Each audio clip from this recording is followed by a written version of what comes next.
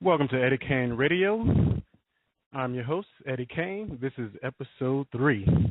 The topic, racism in post-racial America.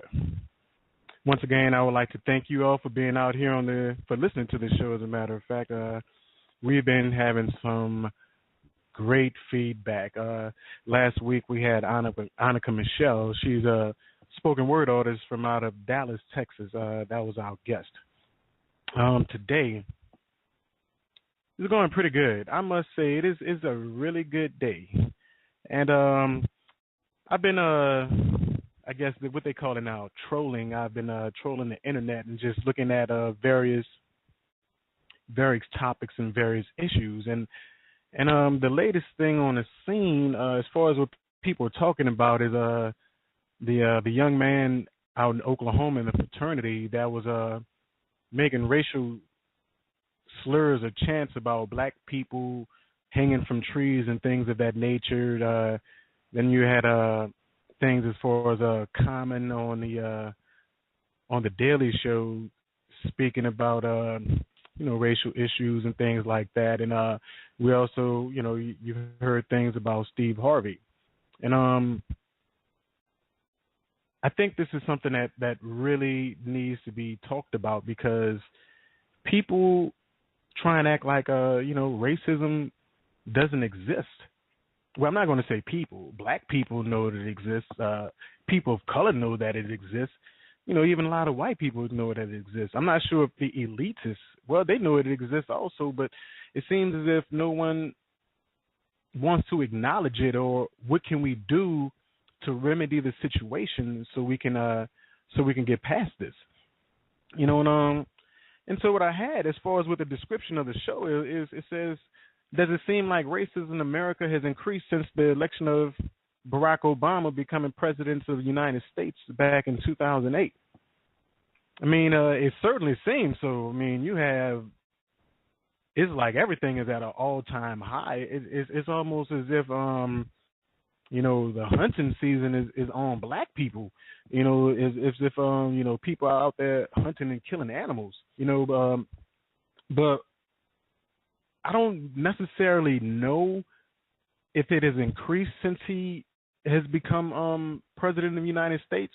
But I do know that a lot of people has definitely started speaking their mind and saying how they really feel, and it's sad to be that ignorant and that indignant to even behave in that manner. I mean, I'm a human, damn it. You don't have to look at us. We're not apes. We're not monkeys. We weren't descended from apes and monkeys. We are the creators of civilization, languages, art, math, sciences, all of these kind of things. And it seems like we just don't get our just due. I really don't know what it is, but it's definitely going to get together. It's definitely going to get right. But to be honest with you, I really don't think that racism has increased since since Barack Obama was elected president of the United States. What I think what it is actually that because of social media, like Facebook, Twitter, Pinterest, whatever, what have you, social media is exposing it. Is exposing the racism in people's tendencies, so they can actually see, what in the world is going on. Yeah, excuse me, my throat is a little dry, so I had to take a sip of some water. But I mean, if you go down on Facebook, you see nothing but feeds, as far as police brutality, people getting arrested, and just being mishandled and mistreated, and it's really sad. It is really sad to think that, we're in the year 2015 and people are still acting like that. I think it's really horrible.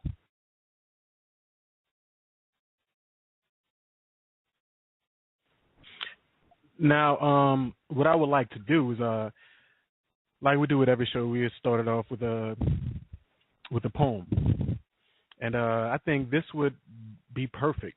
This would definitely be perfect as far as dealing with racism. It's called Conspiracy Theory. Gave me money for an injection. Little did I know it would be wrecking my mental and my erection. I used to be 190 pounds. Now I'm adjusting to 135. I didn't know you couldn't wait until I died. Is that why I saw you watching me? Examining my insides, doing an autopsy. Man, I've passed this to my old lady. What's going to happen? She's pregnant with my baby. How could you give me syphilis? I figured it out. The Tuskegee experiments. Listen to this. A conspiracy theory. That's why the jury don't look like my peers. I'm laughing at you, trying to intimidate me with fear. Pulling me over because I drive a Lexus. Ready to flex your index finger on the trigger. Talking about lay on the ground, nigga. You fail to realize I already won the ultimate prize. Infinite knowledge. Earned my degree, but it wasn't from your money-making college. And now you want to call me a crook because I took all the knowledge that you stole from me and put in a book? A conspiracy theory. I saw the lies. Now I'm weary because you tell me in order to make it, I must seek higher education. Well, why are you hesitating and debating on giving me a job? Man, my family gotta eat. You forcing me to rob and steal. The whole time you're peeling back hundreds after hundreds after hundreds to pay for a 5-star meal at a restaurant, wiping the corners of your mouth, patting your stomach because it's nice and round. You see, my cousins in Ethiopia, their stomachs are the same way, but it's from hunger. I wonder, what would you do if you were in their shoes? You wouldn't be singing nothing by Elvis. It'd be the blues, a conspiracy theory, passing laws for health care when you don't even care about my health. The only thing you care about is my wealth. Telling me to put my money in the bank? You must not realize, man, I was born to think. Charging me a fee to take money out of the ATM, then on a whim, loan my money to someone else at a high interest rate? But wait, you have the nerve to ask me why am I closing my account when your pockets are bigger than Mount Everest? A conspiracy theory. You put a lot of my people in your grasp. Some call them coons, house Negroes, token Negroes, Uncle Toms. A token Negro. I see you. He don't realize you agree with me. And Uncle Tom, laughing and poking fun at him, pimping him like $2 whores on the corner. I'm trying to warn you, my people, just listen. I see the rifle in the sun glistening. Blew my head open just like King. It ain't a theory. It's a conspiracy. And, that was a piece that I had written, oh my goodness. I think maybe that was back in 1999 or 2000 or something like that. And that's what it is. A lot of people, they say it's a conspiracy, but it's not. It's not. It is a conspiracy. It's not a conspiracy theory. I mean, as far as what's going on, this is all by design. This is intricate, and I don't want to sound like I'm a word, but Stevie Wonder could see what's going on.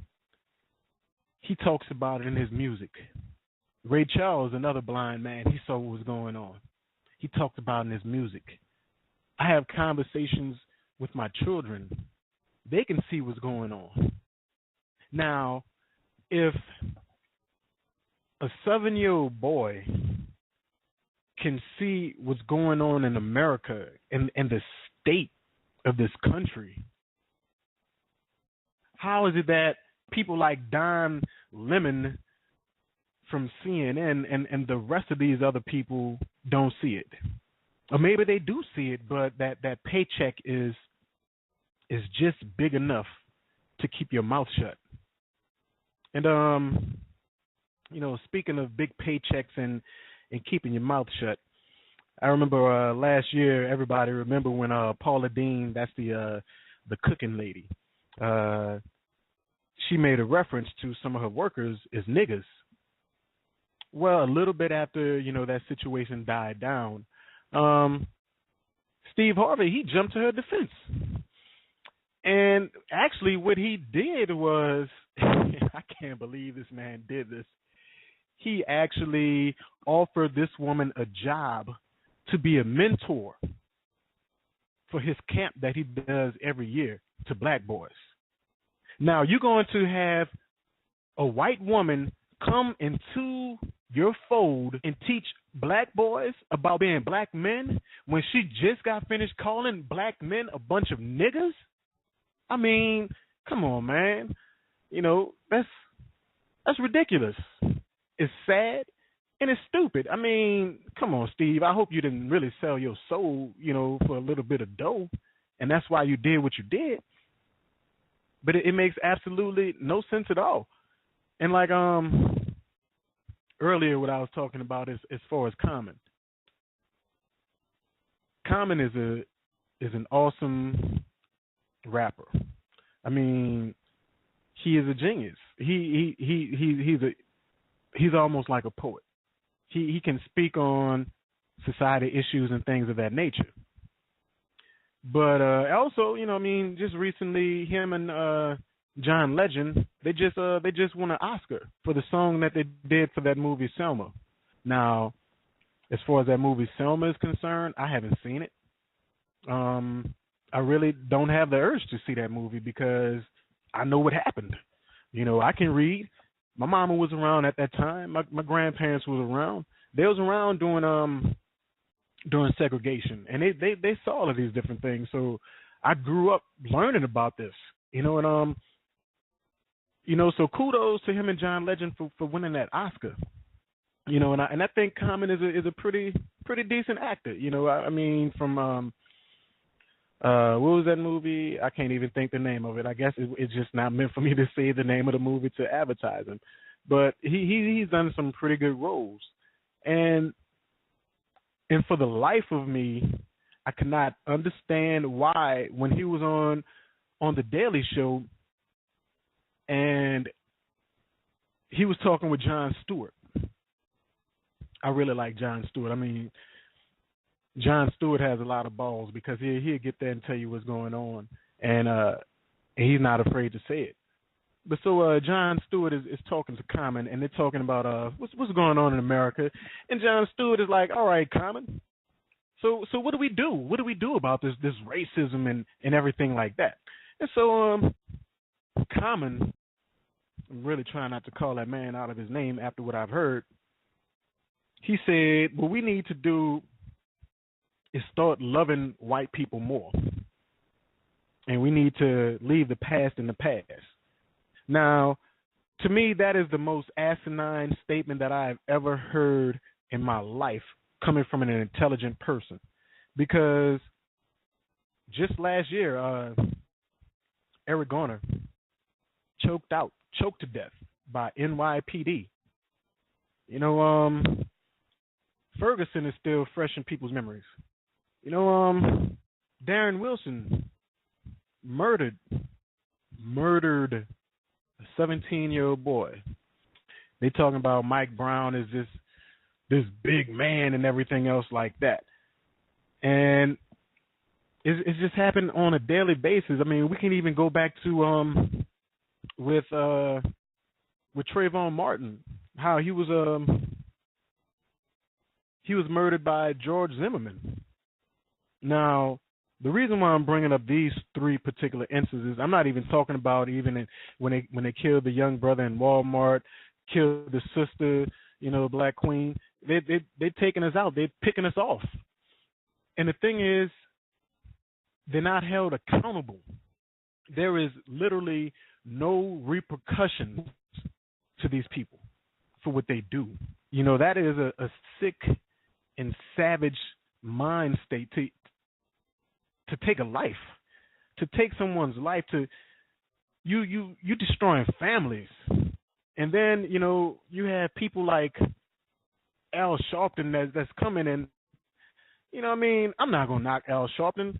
I'm not going to say I don't respect the man, but I really don't care for him. I don't care for him. I don't care for Jesse Jackson. I don't care for none of them. I mean, what they did back in the 60s, that's good, you know. But all that holding hands and singing, "We shall overcome." Overcome what? No. That is definitely, that don't sit right with me. So then you have the likes of Al Sharpton. He come in, and so he wants to go ahead and speak up for the family. I don't even know if he's extorting people out of money. Like, hey, yeah, we got to get some hush money out here, whatever. I don't know. And I'm not even going to say he's doing that. But what I'm saying is that he's not doing anything for us. And what I try and tell people is that if you want your oppressors, yes, these are your oppressors, because look at the situation that black people are in this quote unquote post-racial America. Unemployment is even high on the rise for black people. We've been taken out. And then you have the prison industrial complex. All of this is slavery. If you go into the Constitution, it tells you slavery is legal in the penal institution. So I'm sorry, I don't care who you are. You cannot sit and tell me that this is not a design or constructed system that is targeted at people of color and, more importantly, black people. I mean, I experience it all the time. I'm driving down the street. I see a cop. He pull up behind me. I'm out here in Texas. I know what he's doing. He's running the license plate because he's hoping that there is something on me so he can pull me over, take me to jail. Then I have to pay those fees or I have to do the time. And what I've noticed, they do this. It's an attack on black people, but it's also an attack on poor black people. Because you don't see these cops. They're not pulling you over if you're driving a BMW or if you're driving a Lexus or anything like that. The reason why I know is because I'm telling you, I have borrowed a few friends' cars that have Lexus, Hummers, whatever, Mercedes. They let me drive the cars, if I had something that I had to do or important to go to an event or something like that. And so I know this. And it is something that's in their brain that makes them think that if you're poor, you must be some kind of animal. I don't know if they teach this in these when the cops, when they go through my mind is really on a blank, police academy, when they go through these things, or even when they get on the force, do they teach them, hey, these are the people that you target? I mean, studies just came out as far as with Ferguson, how they were targeting black people. As far as 85% of that city's revenue came from poor black people. Pulling them over, writing tickets. They've even known to have contests to see who can write the most tickets, get the most arrests and things like that. And that is sick. They're breaking us. They're breaking us mentally, physically, spiritually, emotionally. And you can't help but wonder why, black people, especially black men, are angry. Because when you get pulled over and this man is hiding behind his badge, you know damn well he's a coward. He probably was a person that got picked on in school, so by bullies, and he probably wanted to become a bully himself, and that's why he's doing what he's doing. But they cowards, hiding behind a badge. Because if you didn't have that badge on, if you weren't a cop, you wouldn't be doing what you're doing, because you'll get your butt whipped. But actually, that reminds me of a poem. I'm sorry, y'all hear that? That's me drinking more water. It reminds me of a poem that I had written a while back on these type of subjects. It's called Officer Friendly. And I was thinking about a little story, a funny anecdote that happened before I do this poem. This was about 10 years ago. There was a judge in New Orleans that was she wound up being reelected. She was a black lady, a black judge, and my aunt, she knew who the judge was. So my aunt Gilda, she called me up. She was like, Eddie, look, I have this gig for you. This judge was just reelected, and I want you to come to her election party and want you to do some poetry. Now, at the time, I had just started writing, so all of my poems were at the time were political and social. And I'm telling my aunt, I'm like, I don't think that I need to spit this piece to go to this function and do some poetry here.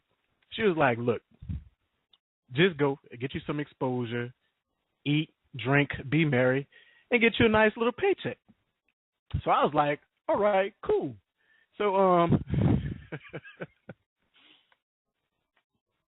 now based off of that conspiracy theory poem you've heard, you can only imagine what I was going to say. Now, so this is the officer friendly poem.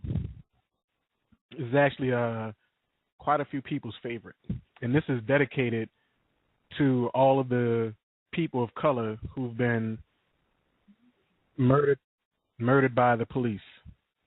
And I'll go into that piece right now. Officer friendly.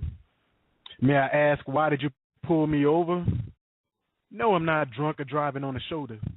What do you mean that there was a shooting? If it weren't that, would it be a looting or a robbery? Officer friendly, this is a mockery. Why are you jocking me? Is it because you want to have a little fun? I may be black, but you're messing with the wrong one. Man, hell no, you can't search my car. Why? Because it's mine and you're taking this a little too far. Here you go, my registration and insurance, man. Please tell me, why are you doing this? Is it because I'm black? I don't do carjacks and I don't lack knowledge. You want to see my transcript? I graduated from college. What do you mean it looks like I sell drugs?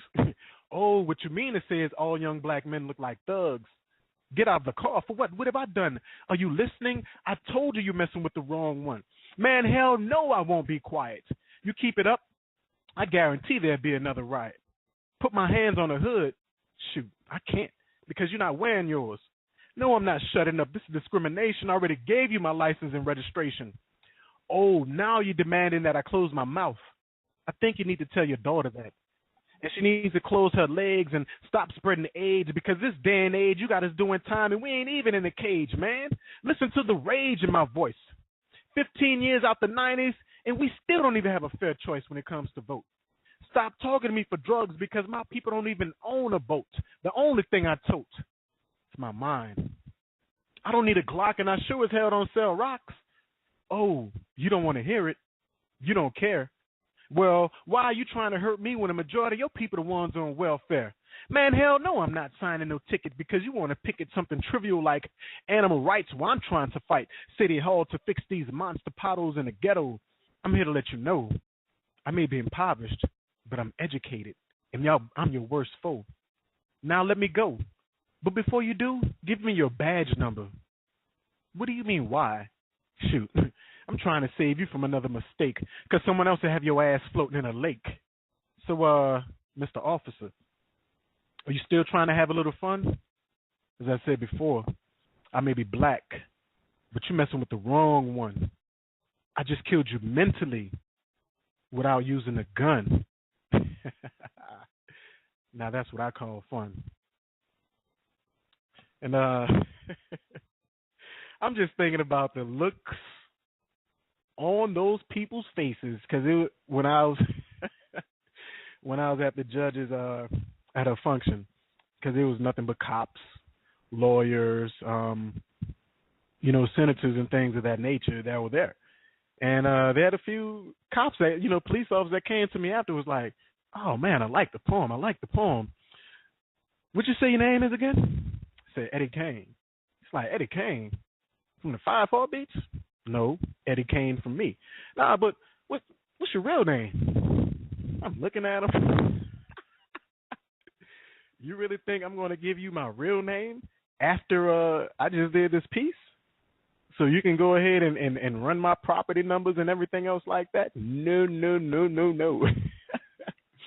It is not going to happen. But what we need to do is figure out, we know what the problems are. Now what we need to do is try and come up with solutions. Solutions to this problem. Solutions to this cancerous mindset. Solutions to this bigotry. Solutions to ignorance. People that's indignant and everything. What do we do? How do we eradicate racism? Can it be eradicated? How can we be treated as quote unquote equals? Now, equals. I think that is so funny. When people want equality and things like that. I'm grateful for what our people did and what they went through in the '60s. You know what I'm saying? From Dr. King to El Haj El Malik Shabazz, aka Malcolm X. Medgar Evers, Rosa Parks. The list just goes on and on and on. And what I think what it is that we messed up by wanting quote unquote equality. Because if you're seeking equality from another person, that means you consider yourself inferior. You already consider yourself less, and you're not equal. So, that's why I laugh at that as far as the people wanting equality and the whole thing about we wanting integration and things like that. Now, I remember growing up, my grandmother, Doretha Mary LaCour Shepherd, rest in peace, baby. She used to always say the worst thing to happen to black people was integration. When segregation was eliminated, she said that was the worst thing to happen to black people. And as a kid at that time, I didn't understand what she meant by that. She used to say, we were better off. We used to be able to have our doors unlocked. Black people weren't on drugs. We had our own businesses. We had a community. We had all of these different things. We didn't need to be inclusive with the dominant society. And once, quote unquote, segregation was eliminated, black people began to have drug problems. They began to disrespect their parents. The police started coming into the neighborhoods, and they started messing with us even more so. We was able to take care of ourselves. We was able to police ourselves. But also with integration, we lost our businesses. We lost our sense of self. We lost who we were. So, and that even had me thinking about you go and think about Jackie Robinson. Before Jackie Robinson, we had the Negro Baseball League, the Negro League. Satchel Paige and all of these great men. Babe Ruth could not compete with these brothers.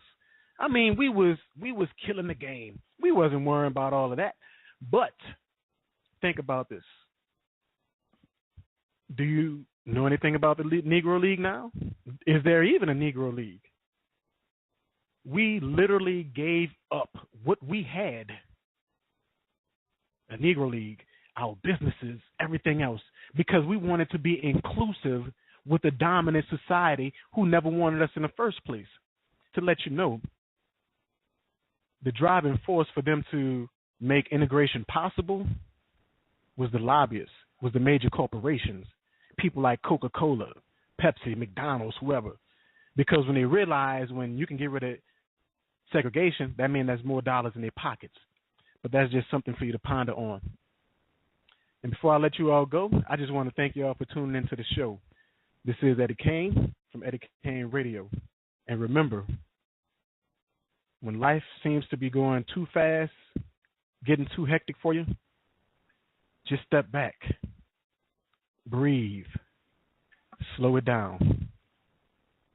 Don't forget to stop and smell the roses. Thank you for listening to Eddie Caine Radio. I'm your host, Eddie Caine. This is an ECMS Productions. See you next week.